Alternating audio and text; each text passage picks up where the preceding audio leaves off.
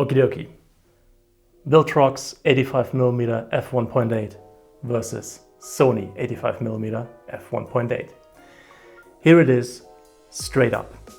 If you're an amateur, if you're an enthusiast, save some bucks, go for the Viltrox. You're gonna lose about 5% of image quality, and apart from that, the differences compared to the Sony to you as an amateur and as an enthusiast, as a hobbyist, are marginal.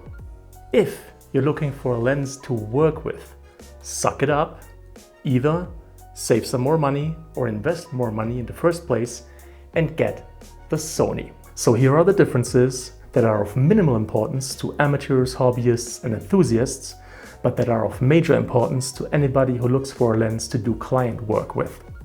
Number one, autofocus manual focus switch on the lens. The Sony has it, the Viltrox doesn't. Number two, the throw on the Sony is way shorter and the manual focus ring moves way easier than that of the Viltrox. Number three, this one is a potato, this one's a rock. Very front heavy camera, very well balanced camera on the Sony side. And number four, slightly better video and photo autofocus performance. This one is like an 8 out of 10 and this one's a 9 out of 10. So they're pretty close, but the Sony definitely has a noticeable yet slight edge. Now here is why these differences are of little importance to an enthusiast and of big importance to somebody who does client work. So you don't have an autofocus manual focus switch on the Viltrox side. Who cares really? If you're an amateur, just take the camera down, go into the menu, switch from autofocus to manual focus or back, take the camera up again, reframe your shot, and you're good. You're not on the clock as an amateur, so just chill. It's not a big deal for you.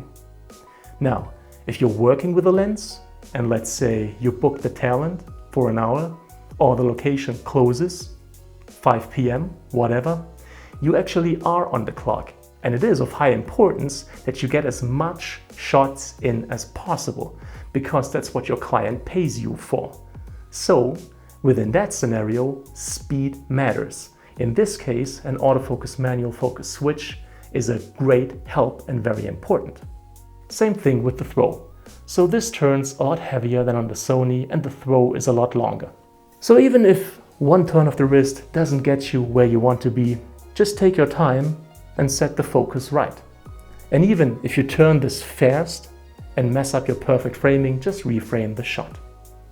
You're not on the clock, so who cares? However, same thing as before, if you are on the clock, if you are being paid by the hour, if you have a deadline, anything that increases speed helps you.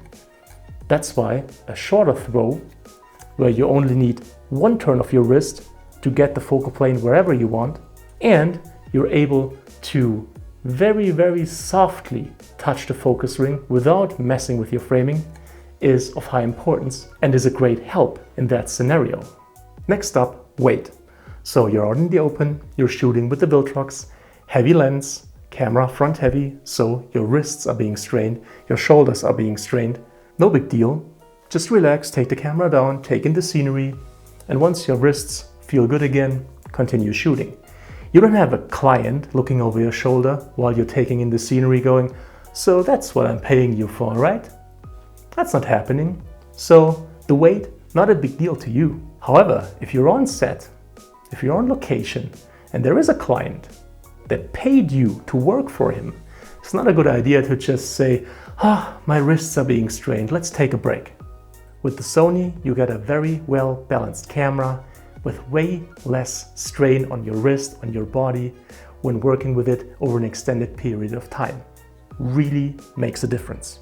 Last but not least, of course, autofocus performance. Sony has the edge in both stills and video mode.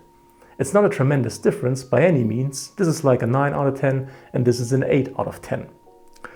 So if you're an enthusiast, a hobbyist, and you're taking portraits of your better half, your family and friends, extended family or whoever, and you don't perfectly nail focus on the eyeball every time, they're not going to look at that and say, I'm not paying for this, do it again.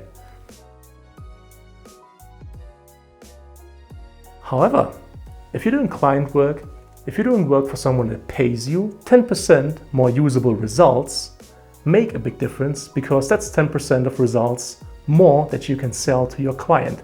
And over the long run, it's a tremendous difference.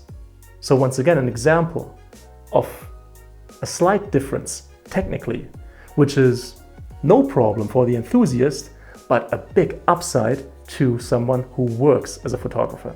Now, before we wrap this up, Sony 67mm filter thread, Viltrox 72mm filter thread. Both of them have a metal mount, but none of them has weather sealing.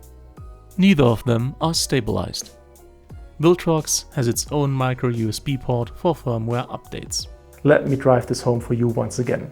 Both these lenses are excellent bang for your buck options, respective to their fields of application and the people they're made for. Viltrox succeeded in making the perfect bang for your buck budget 85mm f1.8 autofocus portrait lens for Sony, because they stripped the lens of everything an enthusiast doesn't really need or can easily work around. So if you're an enthusiast, a hobbyist, an amateur, maybe dabbling with your first portrait lens for your full frame camera, go with the Viltrox. Just save like 150 to 200 bucks on the Sony. You will be very happy with the image quality, which is almost up to par with the Sony, and in general, you're getting a great lens for a great price. However, if you're looking for a lens to work with, go for the Sony. Just suck it up, either pay more money or save up some more money and get this one.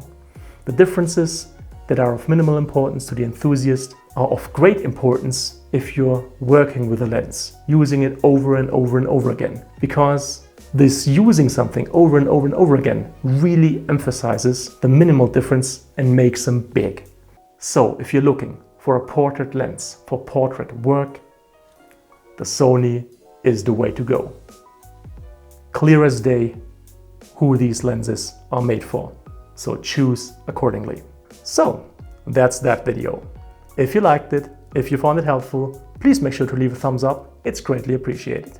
Any kind of comment or feedback is welcome, and I'll try to answer as quickly as possible. All the tech that I've used in this video is linked in the description. As always, thank you so much for your time. Thank you for watching, and hopefully see you again soon.